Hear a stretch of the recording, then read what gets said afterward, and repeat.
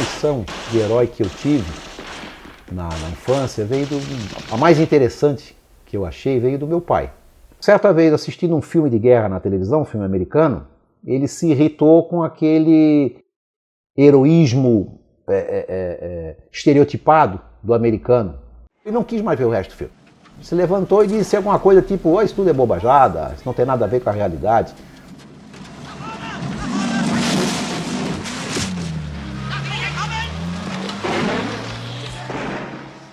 E aí foi a deixa para que um de nós...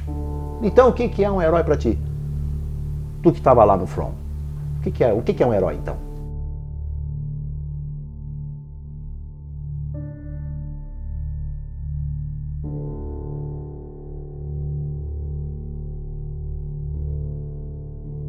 Uma vez eu perguntei para ele por que ele não gostava de falar da guerra.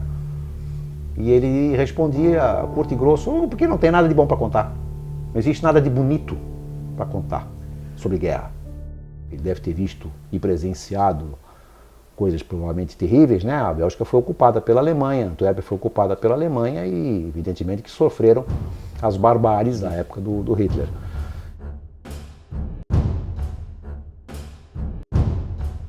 Aí ele contou uma passagem, uma das raras vezes que ele contou uma passagem do que ele viveu na Segunda Guerra.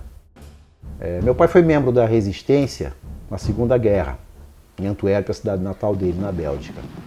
Ele foi membro de uma organização paramilitar, a NKB, National Koninklijke Beweging, seria Movimento Realista Nacional, alguma coisa assim. E chegou inclusive a um posto de liderança dessa organização, ou seja, ele estava na lista negra dos alemães. E ele chegou a ser capturado. Ele e vários membros da organização, da NKB, foram capturados numa ocasião pelos alemães e estavam sendo levados para um campo de concentração, onde provavelmente não voltariam. Né? Praticamente ninguém voltava dos campos. Né? A guerra já estava num ponto em que os alemães já estavam começando a perder.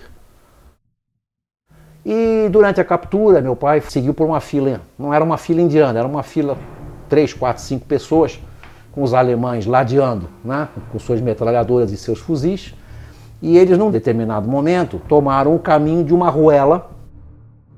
Antuérpia é uma cidade de mais de 1000 anos, né, uma cidade medieval, então tem partes da cidade que são muito antigas, e o detalhe que ele me contou, que eu não esqueci, que era uma rua que não tinha calçada, né, era uma espécie de uma ladeira, com casarões velhos, né, e num determinado ponto da rua havia um banheiro público.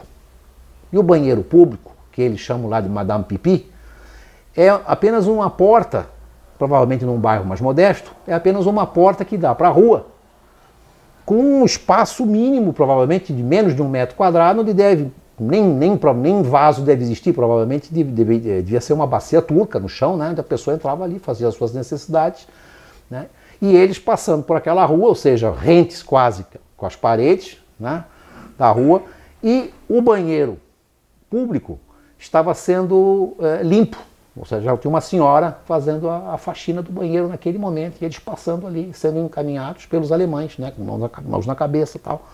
E meu pai pensou muito rápido. Ia ser assim, ou eu morro ou eu me salvo.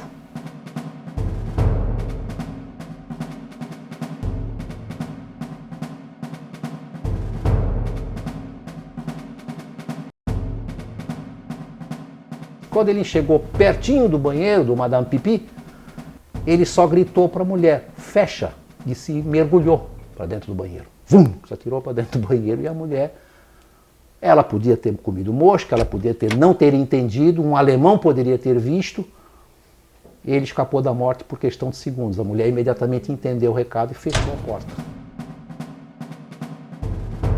Quando sentiram a falta dele, já era tarde, e ele ficou durante horas naquele cubículo, um silêncio absoluto. Imagina o medo, um cara de 23 anos de idade, 22, 23 anos de idade,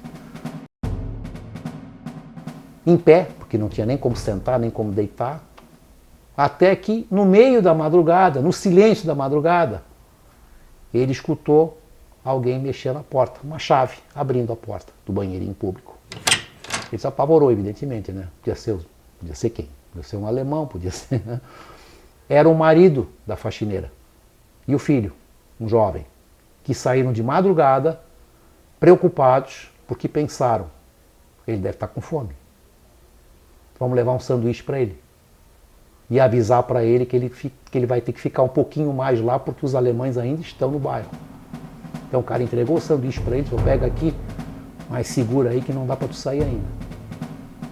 E aí, acho que foram algumas horas depois, ou na manhã seguinte, bastante cedo, que ou a faxineira ou o marido, não me recordo, foi lá, abriu a porta, ele conseguiu, a barra estava limpa, ele saiu.